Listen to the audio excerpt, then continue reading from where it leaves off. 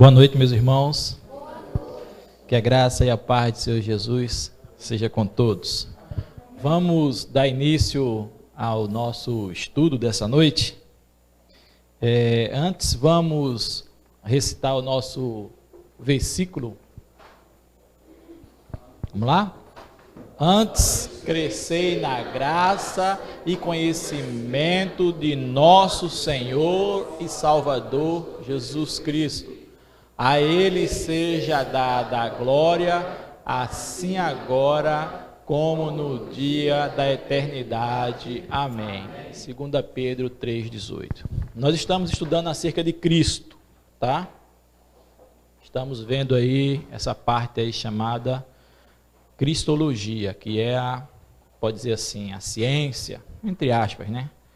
Que estuda a pessoa de Cristo. É a parte da teologia, não é bem a ciência. Eu prefiro dizer que é a parte da teologia que estuda a respeito da pessoa de Cristo, tá bom? Vamos passar. Hoje nós vamos ver esse assunto aí, a ressurreição e ascensão de Jesus, tá bom? Vamos ver a sua importância, as implicações, que isso diz respeito doutrinariamente a cada um de nós. Vamos lá, nossa introdução ali. A ressurreição mostra o poder de Deus sobre o universo, seu controle sobre todas as coisas, incluindo a vida e a morte. Ele tem autoridade para ordenar que o que estava morto torne a vida, e assim como Cristo ressuscitou dos mortos, aqueles que nele creem também serão ressuscitados. 2 Coríntios 4,14 fala isso. Sendo Jesus o primeiro, né, daquilo que haveremos de ser em glória com ele. Filipenses 3,21. A ascensão de Cristo nos transmite muitos outros significados importantes para a caminhada cristã. É um fato comprovado nas Escrituras e testemunhado por seus discípulos. Nele temos, então, o fim do ministério terrestre de Cristo. Agora ele volta para o Pai, prepara lugar para todos que um dia estarão com ele, sendo necessário que volte para o céu, para que o outro Consolador venha e faça morada no interior de todo aquele que crê. Evidências disso no Novo Testamento. Isso aí para a gente é conhecedor, tá, irmão? Todo mundo sabe disso aí. Já vimos em escola bíblica dominical, não é mistério, não há nada assim, de novidade. Os evangelhos contêm testemunho abundante da ressurreição de Cristo. Ali nós temos algumas referências que falam sobre a ressurreição de Jesus, né? Mateus 28, de 1 a 20, Marcos 16, de 1 a 8, Lucas 24, de 1 a 25, João 21. Além dessas narrativas dos 4 evangelhos, o livro de Atos, ele traz um relato histórico da proclamação que os apóstolos fizeram da ressurreição de Cristo. Agora, a natureza da ressurreição de Cristo. Como foi que isso se deu? Né? Como Cristo ressuscitou? Algumas pessoas, elas têm assim uma visão, como é que nós podemos dizer, mística, né? Que Jesus, ele ao ressuscitar, ele é diferente, assim, do ponto de vista, é como se fosse um espírito, né? Algo transcendente. Não é isso que a Bíblia deixa claro para a gente. A ressurreição de Cristo, ela não foi simplesmente um retorno da morte também, né? Como aconteceu com Lázaro, por exemplo. Lázaro foi ressuscitado, mas o Lázaro não ressuscitou assim da maneira como Cristo ressuscitou. Ressuscitou da maneira como Cristo ressuscitou, mas não nas condições de Cristo. O Lázaro ressuscitou para morrer de novo. Estava morto, ressuscitou. E não só Lázaro, todos aqueles que Jesus ressuscitou, ressuscitaram nessa condição. Mas Jesus, né, ao ser ressurreto, ele não ressurgiria mais sujeito a dores e fraquezas, nem à morte. Em vez disso, quando ressurgiu dos mortos, Jesus tornou-se as primícias, como nós lemos em 1 Coríntios 15, 20 e 23, de um novo tipo de vida humana, uma vida na qual este corpo foi aperfeiçoado, não estando mais sujeito a fraquezas, mas capaz de viver eternamente. Então, Cristo, ele agora, quando ele eu já ouvi alguém conversando, quando eu era adolescente, existe uma igreja aí que prega isso aí, que se Jesus voltasse, ele ia ser morto de novo, ele ia ser crucificado, porque não creem na volta de Jesus. Eles não creem que Jesus vai voltar para buscar a sua igreja. Eles dizem que se Jesus voltar aqui novamente, vão matar Jesus, vão prender Jesus. É realmente falta de conhecimento e discernimento da palavra de Deus, né? Jesus, ele já cumpriu a sua missão como Deus homem, e agora ele não morre mais. Ele morreu porque ele se deixou matar, mas ele não morre mais, ele agora não precisa mais morrer. Então ninguém vai conseguir mais matar Jesus. Tá bom? Jesus não tem mais aquele corpo sujeito, limitado, que é o corpo homem, à morte. Né? Conseguiram tirar a vida de Jesus. Jesus sentia dores, Jesus sentia fome, Jesus sentia frio, Jesus sentia calor, entendeu? Jesus suou sangue, Jesus suava, Jesus bebia, comia, se alimentava, porque ele tinha necessidades físicas, porque ele estava num corpo humano, um corpo homem, um corpo ainda não transformado. É verdade que 2 dos seus discípulos não reconheceram Jesus quando caminhava com ele. Aí às vezes as pessoas dizem, pô, então Jesus era diferente. Se Jesus apareceu ressurreto e as pessoas olhavam para ele e não conseguiam reconhecer, não é bem assim, né? A gente vê isso aí em Lucas 24, 13, 32, que é aquele caminho de Emaús, quando Jesus estava caminhando. Mas Lucas, ele explica que isso se deu porque seus olhos foram impedidos de reconhecê-lo, lá no capítulo 24, versículo 31. Assim como lá na casa de Ló, os homens da cidade ficaram cegos e não conseguiam acertar a porta da casa.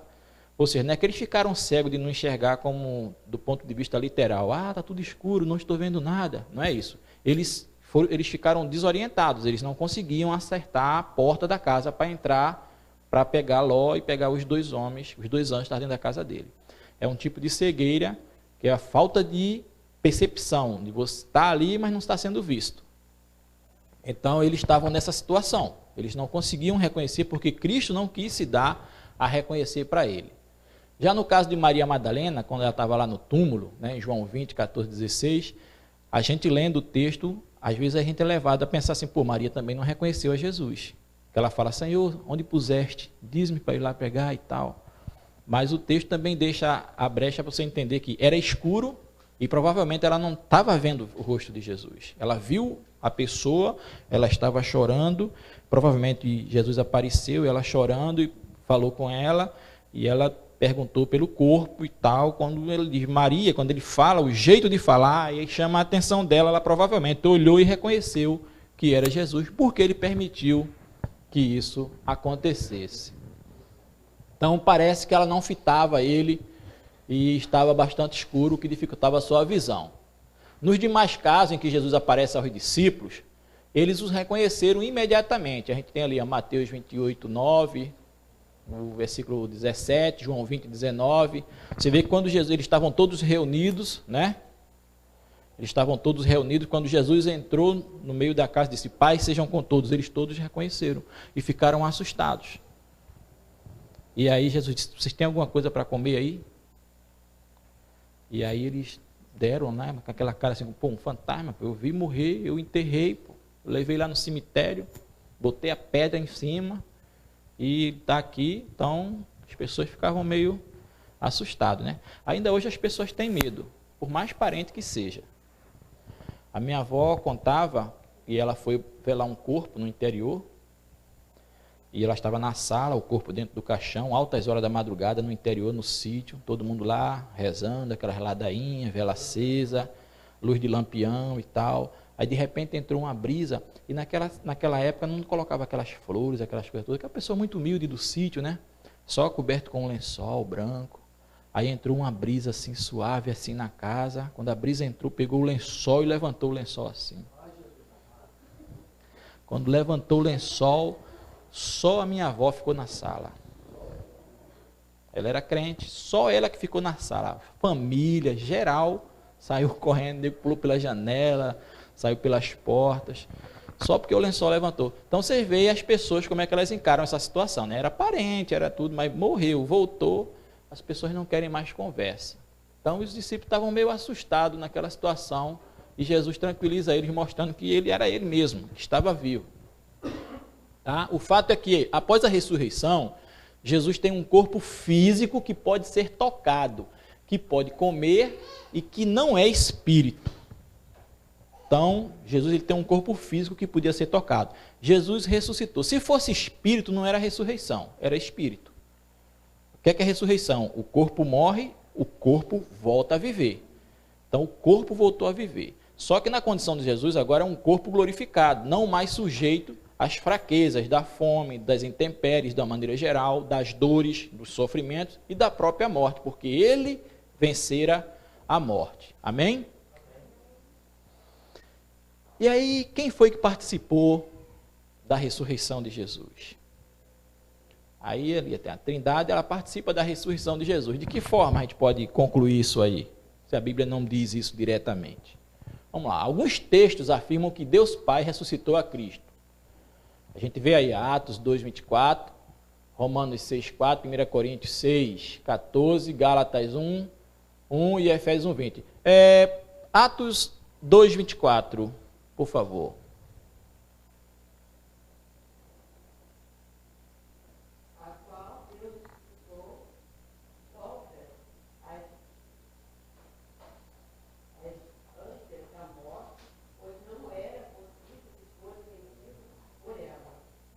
Ao qual Deus ressuscitou, certo? Então, Deus ressuscitou a Jesus. A gente vai ler só um texto que é para nós ganharmos tempo, tá bom? Então, João 10, 17 a 18 diz assim, ó, por isto o Pai me ama. Deixa eu ler aquele texto ali. Contudo, há textos que mostram que Jesus também participou da sua própria ressurreição. Não foi só Deus, no caso. Vamos lá. Por isso o Pai me ama, porque eu dou a minha vida para tornar a tomá-la. Ninguém a tira de mim, mas eu de mim mesmo a dou. Tenho poder para a dar e poder para tornar a tomá-la. Este mandamento eu recebi de meu Pai. João 10, 17 a 18. Então Jesus, ele permitiu-se matá-lo. Ele deixou que matassem ele. Ele poderia ter evitado. Quando você vê no Getsemane, ele fala que se ele orasse a Deus ali, Deus mandaria miríades e miríades de anjos, então ele poderia evitar tudo aquilo ali. Então ele permitiu que matassem ele. E ele diz assim, eles vão tirar minha vida, mas eu tenho esse poder e posso tomar de volta para mim. Então Jesus, ele se ressuscita. Né? Se sabemos que o Pai, o Filho e o Espírito Santo é Deus e que há um só Deus, podemos concluir que Pai, o Filho e o Espírito Santo estavam envolvidos na ressurreição de Jesus. Se Deus ressuscitou a Jesus, se Jesus diz assim, eu me ressuscito, né? Eu ressuscito. Se Deus ressuscitou a Jesus e se o Espírito Santo é Deus, lógico, Jesus, o Pai, o Filho e o Espírito Santo, ambos participavam da ressurreição. E Jesus disse, não é à toa, né? Eu sou a ressurreição e a vida. João 11, 25. Agora, o significado doutrinário disso, irmãos, para a gente. A gente vai ouvindo assim, algumas coisas são muito comuns e tal, ladainha. A gente fica até cansado de ouvir essa mesma coisa e tal. Mas aí, às vezes, a camarada pergunta e o cara não responde. Às vezes não sabe. Pô, essa conversa de novo, irmão, estou cansado disso aí. Escola Bíblica Dominical, né? É a mesma coisa sempre, sempre. Aí você, pergunta aí. A pessoa não sabe. Rapaz, eu já ouvi isso aí, como é que é mesmo? Tal. A gente é assim, todos nós. Entendeu? Então, o significado doutrinário da ressurreição. A ressurreição de Cristo, ela assegura a nossa regeneração. Veja lá, 1 Pedro 1,3 diz o seguinte, bendito seja o Deus e Pai do nosso Senhor Jesus Cristo, que, segundo a sua grande misericórdia, nos gerou de novo para uma vida de esperança, pela ressurreição de Jesus Cristo dentre os mortos. Então, a nossa regeneração, nós alcançamos também pela ressurreição de Jesus Cristo. A ressurreição de Cristo também assegura para nós a nossa justificação. Romanos 4, 25 diz assim, o qual por nossos pecados foi entregue e ressuscitou para a nossa justificação. Entendeu? São as implicações do fato do ocorrido. A ressurreição de Cristo também assegura a nossa ressurreição. Nós também vamos ressurgir dos mortos, porque Deus nos ressuscitará dos mortos. Ora, Deus que também ressuscitou o Senhor, nos ressuscitará a nós pelo seu poder. 1 Coríntios 6,14. Por ocasião da volta de Jesus, isso é um assunto que a gente vai ver lá quando a gente estiver estudando escatologia, né? Por ocasião da volta de Jesus, os que morreram em Cristo, eles ressuscitarão primeiro. Não abrir e fechar de olhos, o apóstolo Paulo fala. Ressuscitarão primeiro e subirão para o encontro com Cristo nas nuvens. Esse é o arrebatamento da igreja. E os que morreram sem Cristo vão permanecer mortinhos da Silva. Lá, até o dia do juízo final. Nenhum olho vai ver isso aí. Isso vai ser aquele... Ninguém vai perceber. Ninguém vai ver o céu se abrir, Jesus nas nuvens. Não é ainda aí. Isso é o arrebatamento da igreja. E aí vai acontecer aqueles problemas, cataclisma, Jornal Nacional deve noticiar, se existir na época, desapareceu um monte de gente da face da terra, quem foi, ninguém já vai dizer que foi o disco voador, vai aparecer testemunha dizendo que viu o disco voador, porque outro dia apareceu um fenômeno ali na praia, ali lá pelo centro do Rio, teve testemunha ocular e tudo dizendo que viu no RJTV, e na verdade eram tudo mentirosos, dizendo que tinham testemunhado, depois apareceu um senhor dizendo, não fui eu que fiz essas marcas aqui no chão, e aí a cara de todo mundo foi para o chão, as testemunhas oculares, né? Achando que não ia aparecer a verdade. Então o mundo está cheio de mentiras, principalmente com relação ao UFO. E eu particularmente, eu creio que essa história de ufologia, isso é tudo armação demoníaca, para no dia do arrebatamento da igreja ter a base filosófica para desmentir o fato. Assim como desmentiram a ressurreição de Jesus. Pagaram os homens, eles foram lá para a barbearia lá, né, da vida, cabeleireiro, sei lá, espalharam o boato que foram atacados, e isso aí foi o que prevaleceu. Porque é mais fácil a pessoa acreditar que eles foram atacados do que Jesus ressuscitou. E é mais fácil no ser humano acreditar que veio o disco voador, sei lá de onde, arrebatou um bocado de gente que não prestava para purificar a terra, do que Jesus voltou. Inclusive porque muitos pastores e muitas igrejas membros de igrejas, entendeu? E padres e autoridades eclesiásticas vão ficar. E esses camaradas aí vão explicar como. E alguém vai dizer assim, olha, se fosse arrebatamento, eles também teriam ido. Como é que eles não foram? Então, se eles não foram... Meu vizinho era ladrão até ontem, assaltava, roubava, eu vi ele matando, e ele sumiu também. Então, não tem nada a ver. Então... Foi disco voador e o governo vai dar uma resposta oficial para isso aí, que o governo entrar logo em ação. Depois disso aí deve-se seguir o tempo do 666. E as coisas vão se seguir normais até o dia da volta de Jesus, quando o céu realmente vai se abrir, e aí todo olho verá, e aí, meu amigo, désolé, como diz em francês, para aqueles que não têm Jesus. Tá bom? Mas isso é um assunto que a gente vai ver mais profundamente quando chegar na ocasião. Vamos falar sobre a ascensão de Jesus agora, um pouquinho. Cristo subiu para um lugar. Entendeu? A gente vê ali em Lucas 24, 50 o seguinte. E levou-os para fora da cidade, né, até Betânia, e levantando as suas mãos, abençoou. E aconteceu que, abençoando ele, se apartou deles e foi elevado aos céus. Então aquela cena de que Jesus vai subindo para os céus e os discípulos ficam todos, e eram cerca de umas 500 pessoas que foram testemunhas oculares desse fato. E Jesus, e uma nuvem o encobriu dos seus olhos. E aí aparecem dois anjos que dizem assim, varões galileus, por que vocês estão olhando para o céu? Se fosse no Rio de Janeiro, eles iam dizer assim, varões cariocas, por que vocês estão olhando para o céu? Esse Jesus do jeito que subiu aí, ele vai voltar desse mesmo jeito. Né? Então Jesus, ele não desapareceu. Apareceu, falou que estava vivo e sumiu subitamente. Não, ele foi subindo para os céus gradativamente, até não ser mais visto quando uma nuvem o encobriu. E estando com os olhos fitos no céu, enquanto ele subia, eis que junto dele se puseram dois homens vestidos de branco, os quais lhe disseram, homens galileus, por que estáis olhando para o céu? Este Jesus, que dentre vós foi recebido, em cima no céu, há de vir assim, como para o céu o vistes ir. Atos 1, 10, 11. Então, irmãos, Cristo ele subiu para um lugar. Por isso que a gente costuma dizer que os céus de Deus, né, fica no céu. Ele não desceu, saiu afundando de terra para dentro. Né? Ele subiu para um lugar espiritual, certamente, um lugar santo ou tão santo que a gente não consegue ver. mas para alguma dimensão. E ele foi.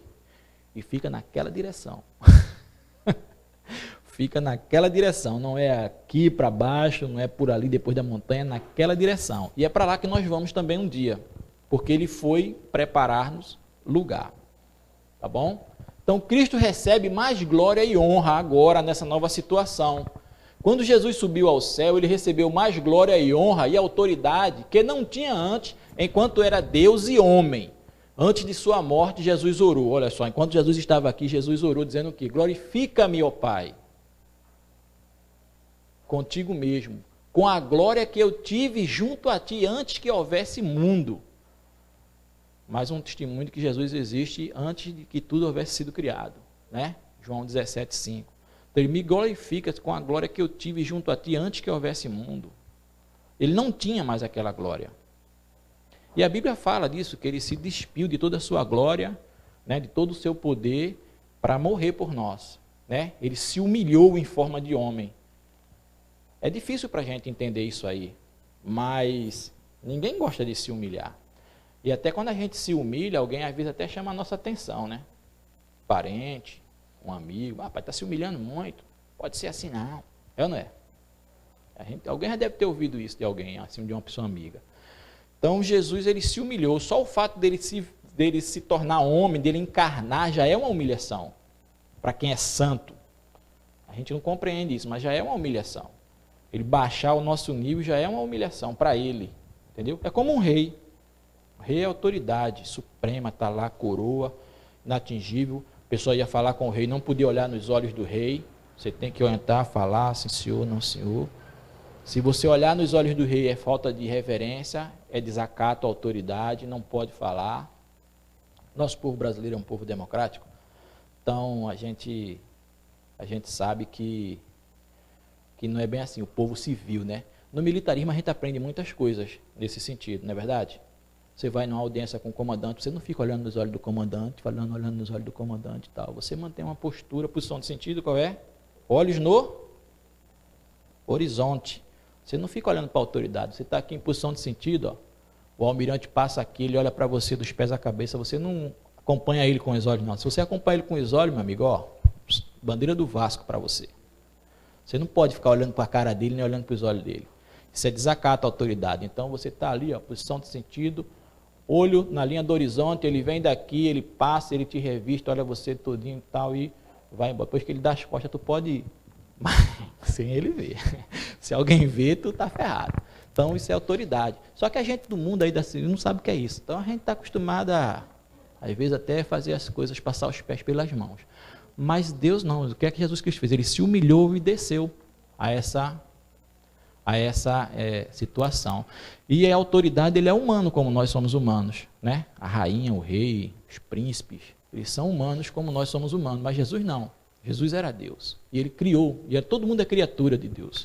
Eu fui feito por você, você que me fez, eu não sou do mesmo material que você é, entendeu? Eu que te fiz, eu que te criei, eu sou santo, santo, santo, e você não é nada na ordem do dia. Aí a gente não tem esse discernimento, a verdade é essa. Pedro disse que Jesus foi exaltado à destra de Deus, exaltado pela destra de Deus e tendo recebido do Pai a promessa do Espírito Santo, derramou isto que vós agora vedes e ouvis, Atos 2:33. Então Jesus, ele foi exaltado, depois que ele morreu, ressuscitou e foi elevado para os céus, ele foi exaltado. Cristo está agora no céu e anjos cantam-lhe louvor. Digno é o Cordeiro que foi morto de receber o poder e riqueza e sabedoria e força e honra e glória e ações de graça. Apocalipse 5:12. Aí a gente fala, pô, mas Jesus não está aqui na igreja? Não é verdade? Tem até um corinho que canta assim, Deus está aqui, tão glorioso é, Ele prometeu onde há 2 ou 3, fica Senhor, saiu agora do fundo do baú, fica Senhor aqui, né? Esqueci o restinho. Ó meu Jesus, faz de mim um altar para adorar-te com devoção, para beber da água da vida e assim saciar, Senhor, meu coração. Fica, Senhor, Fica, Senhor, em nossos corações. Por que a gente canta e por que a gente prega e por que a Bíblia diz que Jesus está presente? Porque Deus Pai, Deus Filho e Deus Espírito Santo, Ele é um só. Agora, teologicamente falando, quem está conosco é o Espírito Santo de Deus.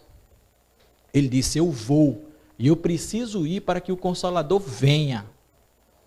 E é o Espírito Santo que vem estar conosco. E Ele vos fará lembrar todas as coisas. Então é o Espírito Santo quem faz nos dar discernimento, quem nos faz lembrar todas as coisas, entendeu? É o Espírito Santo quem nos convence do pecado, da justiça e do juízo. E quem é o Espírito Santo senão Deus? E quem é Deus e o Espírito Santo senão o próprio Jesus? Isso é uma coisa que a gente não consegue compreender, né? Mas é na pessoa do Espírito Santo que o Senhor Jesus se faz presente em nosso meio. Os muçulmanos não entendem isso. E aí dizem que a gente diz que tem 3 deuses e por causa disso querem arrancar a cabeça da gente fora, se pegar a gente. Porque eles é um Deus só que existe, vocês são hereges, tem 3 deuses, não pode, quer matar. Porque eles não compreendem essas coisas. Cristo assentou-se à destra de Deus. O Antigo Testamento predisse isso, né? Você vê o salmista Davi, profeta também de Deus, ele fala, Salmo 110, 1, creio que foi de Davi, agora não me recordo, mas acho que é Davi. Disse o Senhor, é Davi mesmo, disse o Senhor ao meu Senhor, assenta-te à minha mão direita, até que ponha os teus inimigos por escabeira dos teus pés. Sentar-se à direita significa partilhar da autoridade. Você vê que lá no Velho Testamento, lá, centenas de anos antes de Cristo vir, já se tinha profecia de que ele venceria e de que ele sentaria à destra de Deus. Então, isso é uma glorificação. Tá bom? Os estados de Jesus, isso é interessante. Isso é pergunta de... você já fez o Luiz Cláudio, ele já fez o... Isso é pergunta de concílio, tá, irmão? Os estados de Jesus. De uma forma geral, são 2 os estados de Jesus. Humilhação e glorificação, tá? Na humilhação, são incluídos o seguinte, o que é que a gente encontra na humilhação? A própria encarnação, como eu falei, é humilhante para o Deus se encarnar, se tornar homem, tá? O sofrimento, sofrer, as agruras que ele sofreu, a morte, se sujeitar à morte, e morte de cruz, de crucificação, uma morte humilhante, não é simples, só o fato dele morrer naturalmente já seria humilhante, ele se deixar morrer. Mas uma morte humilhante, uma morte da pior espécie. Foi a morte que era aquela morte especial para aquela pessoa que era tida como o miserável. Lembra da história do Tiradentes? Né? História do Tiradentes, do Joaquim. Quando ele foi morto pela coroa portuguesa, ele foi enforcado, foi considerado maldito, ele e toda a sua descendência. Depois dele ser morto, ele foi esquartejado, a gente estudou isso na escolinha, né? Ele foi todo esquartejado, os pedaços do seu corpo foram pendurados pelas estradas, até, né, de Vila Rica, né? Vila Rica? Não, como é o nome da cidadezinha lá? Acho que é Vila Rica, agora não me recordo. Ou é Ouro? Acho que é Vila Rica. De lá, de Minas Gerais, até o Rio de Janeiro, ficou lá apodrecendo, ele não foi sepultado. As partes do seu corpo ficou apodrecendo no madeira, ao ar livre, para que todo mundo que passasse visse e tivesse medo da coroa, dissesse, é assim que se faz, aquilo é um recado da rainha, do rei, é assim que se faz com todo aquele que se levantar, que se contrapor contra o reino de Portugal. Então ele foi humilhado, a casa dele foi queimada e foi considerado maldita, nada ia se construir no lugar onde era a casa dele, nada ia se plantar ali, nada ia nascer, seus filhos, sua descendência, todo mundo ia ser considerado maldito. Só que esse tipo de maldição é o homem quem faz, né? A morte de cruz no tempo de Jesus era algo desse tipo. Só era condenada à crucificação aquelas pessoas que eram consideradas realmente a nata do submundo. Entendeu? O povo realmente ficava lá exposto e tal. Era a nata do submundo que era crucificado. Não era todo mundo. E naquela época o Império Romano crucificava muita gente, porque para eles, qualquer um que se levantasse contra Roma, eles colocavam nessa situação. Então, muitas pessoas morreram crucificadas naquele período anterior a Jesus e também posterior a Jesus. E o seu sepultamento também é a forma de humilhação. ser morto e ser sepultado feito homem, um Deus. Então é muita humilhação. Isso testemunhava como humilhação não os homens, mas os próprios anjos e as próprias, o mundo espiritual, né? Os próprios espíritos malignos mesmo, ele vendo assim, olha lá, a situação do cara, meu, saiu de lá de cima do trono do bem bom para estar nessa situação aí e sujeita à mesma situação. Então era humilhante. Agora, no outro estado de Jesus é o estado de exaltação. E nesse estado de exaltação, Deus exalta Jesus como a sua ressurreição, que seja, ele venceu a morte não conseguiu detê-lo, a morte, como eu falei, né, na pregação, a morte que era um inimigo violento, pior de todos os inimigos, o mais forte de todos os inimigos, e o último a ser vencido, segundo a livro de Apocalipse, a morte será o último inimigo a ser vencido, entendeu? Então Jesus vence a morte com a sua ressurreição, ele ascende aos céus, entendeu? Ele se senta à direita de Deus e ele vai voltar em poder e glória, com toda a majestade, toda a glória e todo o poder. Então, Jesus, ele ressuscitou literalmente. Existe até uma pegadinha, vamos dizer assim, bíblica, que o pessoal faz pergunta, o que é que existe no céu que foi feito pela mão dos homens? Quem é que pode dizer?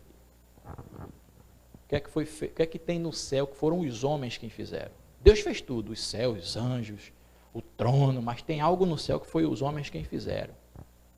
Quem sabe, né? As marcas da crucificação no corpo de Cristo. Pode passar. Concluindo, o Senhor Jesus, ele está no céu. As Escrituras retratam, estando à direita de Deus Pai, uma posição de honra e de autoridade. Cristo é o cabeça da igreja, como está em Colossenses 1,18, o doador dos dons espirituais, como está em Efésios 4, 7 e 8. É aquele que recebeu autoridade para derramar do seu Espírito sobre a igreja, como está em Atos 2, 33. A ascensão de Cristo foi o evento que transitou Jesus do seu ministério terreno ao seu ministério celestial, que é o nosso sumo sacerdote. Amém? Então, a gente termina aqui esse assunto. O próximo vai ser sobre os ofícios de Cristo, que nós vamos ver, tá bom? E a gente vai ver sobre os ofícios de Cristo. Esses são assuntos que vai passando assim desapercebido, mas que a gente vai vendo que eles são importantes, essas coisas. Isso forma muitas doutrinas. Tem alguém aqui que quer fazer alguma pergunta? Pois não. Espera aí, isso aqui está sendo gravado. A gente ouve de tudo, né? Quanto à ressurreição de Cristo, né? Eu quero fazer uma pergunta também para ver a opinião do senhor. Jesus ressuscitou. E nesses 3 dias ficou aonde ele? Olha que pergunta difícil, rapaz. Onde é que Jesus estava? Olha só, a gente vai entrar num assunto aí agora, que eu não queria nem entrar nesse assunto. Porque para a gente entrar nesse assunto, a gente tem que ver outras coisas mais. É porque é o seguinte, existe uma linha teológica aí, de algumas... Chega nem a ser bem uma linha teológica, mas alguns irmãos, eles entendem que Jesus foi ao inferno, buscar a chave do inferno, etc, etc, etc. Eu posso trazer, abrir um parênteses, já que você tocou nesse assunto, trazer um estudo sobre isso aí na próxima quinta-feira, entendeu?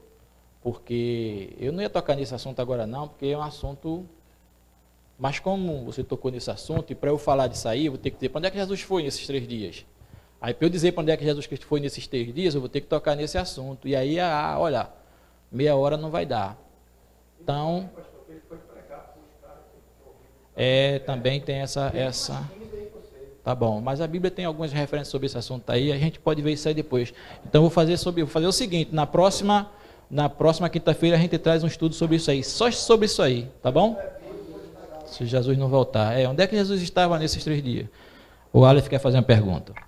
Na verdade é um comentário, né? Porque assim, eu não sei onde ele passou os 3 dias, né? Mas eu sei que quando ele estava dialogando lá com o ladrão na cruz, ele fala que hoje mesmo estará que o ladrão está com ele no paraíso. Então, por via das dúvidas, eu sei que ele passou lá. Por onde ele ficou caminhando, eu não posso dar certeza, mas que ele passou lá, ele passou. É porque Jesus passou 40 dias, né, aqui na terra, antes de subir aos céus, antes de ser assunto aos céus e depois da sua ressurreição, teve um intervalo de 40 dias. Nesses 40 dias, Jesus apareceu em várias ocasiões para os discípulos. Mas a pergunta permanece: nesses períodos em que Jesus aparecia, quando ele desaparecia, para onde é que ele ia? Né? Ele não ficava na casa de ninguém. Jesus ressuscitou. Aí Jesus apareceu para Maria, depois apareceu para os discípulos, apareceu no caminho de Emaú, depois ele desapareceu. E para onde é que ele foi? Né? Então, para a casa de alguém? Não sei. Então, a gente vai tentar desvendar esse mistério aí dentro daquilo que a Bíblia nos possibilita e não imaginar, tá bom, irmão? Mais alguém quer perguntar alguma coisa? Não? Tá bom, amém. Eu queria falar para vocês o seguinte, olha só, gente, isso é interessante. No tempo de Jesus, existiam duas escolas de teologia, tá? A de Hillel e a de Guimarães. Eu tenho isso anotado aqui na contracapa da minha Bíblia, só para... Esse é um assunto bom. Shammai e Hillel. Duas escolas, teologias. Uma era mais rigorosa do que a outra, tá? Esses dois nomes são os nomes dos seus líderes. Uma dessas escolas, ela tinha a prática de fazer a interpretação da Bíblia alegórica. O que é uma interpretação alegórica? Meio que fantasiosa, entendeu? Existem algumas pessoas que hoje em dia, elas pregam e usam desse artifício, às vezes até inapercebidamente. Às vezes porque nasceu naquele meio e aprendeu a pregar daquele jeito. Isso é perigoso, porque às vezes as pessoas acabam falando coisas que a Bíblia não disse. Tá bom? Pessoas acabam pregando e falando coisas que a Bíblia não disse. Por exemplo, vocês não ouviram ainda, mas qualquer dia desses vocês poderão ouvir, uma mensagem acerca de Davi e Golias, né? Aí o pregador está lá pregando, aí ele diz que Davi pegou aquelas 5 pedras. Geralmente, irmãos, quem usa dessa prática de mensagem alegórica são os irmãos que são pentecostal, neopentecostal, né? Então, Davi pegou as 5 pedras. Uma pedra era fé, a outra pedra era não sei o quê. Irmãos, a Bíblia não diz nada disso. A Bíblia não diz que nenhuma daquelas pedras era essas coisas. Isso é alegoria. Isso é invencionice. Isso aí você encontra no livro de Inventares, capítulo 1, 7 e 1. Isso é invenção, cabeça do camarada. Ele diz que Deus revelou para ele. Que revelação? A revelação está ali. Pregação, irmãos, é quando você pega o que está aqui revelado e expõe para a igreja. Isso é pregação. Não é você receber de Deus aqui uma invencionice e passar para a igreja misturando alhos com bugalhos. Não é isso. Entendeu? Então, isso chama-se alegoria. Cuidado. Estejam alertas quando vocês estiverem... Às vezes a mensagem é uma bênção, um poder, um fogaréu. Mas, quando você vê aquelas coisas... Entendeu? Outro dia tinha um abençoado falando na internet aí, não vou citar o nome, mas eu vou citar o milagre. O milagre é o seguinte, ele disse que Deus pegou o espírito dos anjos, pegou a alma dos animais e criou o homem. E a gente famosa, de anel no dedo, importante na sociedade do Brasil. Entendeu? Como disse o nosso irmão Paulo, Deus é mais. Não fala não. Entendeu? Então, Deus é mais. Entendeu? Irmão, isso não tem na Bíblia em lugar nenhum isso aí, irmão. E o povo viaja na maionese com essas coisas, porque quem falou, entendeu? É uma autoridade. Então, a autoridade é a palavra de Deus, não é o pastor Joel. Não é o que eu falo aqui. Eu posso errar, irmãos. Eu posso me equivocar, qualquer um de nós. Entendeu? Não é o que eu falo aqui que é a verdade, é o que a Bíblia diz. Por isso que eu digo, se estiver na Bíblia, é a palavra de Deus. Eu não abro mão. Quem quiser que fique com raiva de mim. Está escrito, mas não é bem assim, é porque temos que observar que algumas coisas da Bíblia e não sei o que, isso aí, meu amigo, aí já está arrumando, né, a farofa para a sardinha dele, tá bom? Então, tem esses tipos de mensagem. Então, cuidado, porque a gente às vezes vê esse tipo de prática hoje em dia, é muito usado isso, muito mesmo, e não corresponde, não é o que a Bíblia diz, não é o que o texto está falando. A pessoa torce o texto, leva para uma coisa que não tem nada a ver, e a gente tem que estar preparados. Então, a minha preocupação com relação a vocês é que vocês sejam pessoas maduras, esclarecidas na palavra de Deus, pessoas preparadas, que sejam capazes de parar e dizer, peraí, alto lá, o que é que você está falando? O que é que a Bíblia diz? Não, mas o que você está dizendo não está na Bíblia. Não, mas veja bem, aí a pessoa já começa a saber com quem está falando, entendeu? Não é viajar. É muito triste para nós que somos professores de escola bíblica dominical, pastores de igreja, que às vezes você faz da doutrina, você ensina na escola, você tem aquela preocupação, ensina para os irmãos, ensina. Aí depois de tanto ensinar, você está crente que as pessoas são maduras naquele conhecimento e tal, aí você dá as costas e a pessoa está dando ouvido para outros tipos de doutrina, para outros ensinamentos, para coisas que não procedem, para invencionice, entendeu? Nós somos muito sensíveis a essas coisas. Nós somos muito sensíveis. E o povo brasileiro em particular, é um povo muito místico. Já o disse o bispo lá, né? Da outra igreja lá. O povo brasileiro é um povo muito místico. Então, se você usar dessas coisas místicas, vocês conseguem atrair o povo para a igreja. E aí ficam usando de coisas que a Bíblia diz que não é. É muito simples o evangelho. Mas o povo tem uma necessidade de misticismo, de botar a vassoura atrás da porta, de desemborcar a sandália para a mãe não morrer, e no gato preto, não passar embaixo da escada. Até crente tem medo dessas coisas. Né? Então o povo é muito místico. Né? Passou um gato preto, ai Jesus, tenha misericórdia, sangue de Cristo. Que sangue de Cristo? Um gato preto tem nada a ver, alguém inventou isso. Aí vem uma encruzilhada, vem uma macumba, fica com medo, dá a volta no quarteirão para não passar ali. Crente fazendo isso. Está entendendo? Porque não conhece. Às vezes até conhece a palavra de Deus, mas não absorve, não crê que Deus é fiel e que vela pela sua palavra. Aí o povo é muito assim. Aí, por isso que a palavra de Deus diz, né? Sem palavra, sem a doutrina, o povo ele se desvia, ele perece. E o povo precisa, então, uns mais do que os outros. E assim a gente vai vivendo e suportando uns aos outros e nos ajudando uns aos outros nas nossas fraquezas. Amém? Então, meu irmão, próxima quinta-feira a gente vai tentar trazer um assunto específico sobre isso aí, tá bom? Os pontos de vista acerca desse assunto aí. Amém? Vamos ficar de pé, vamos orar?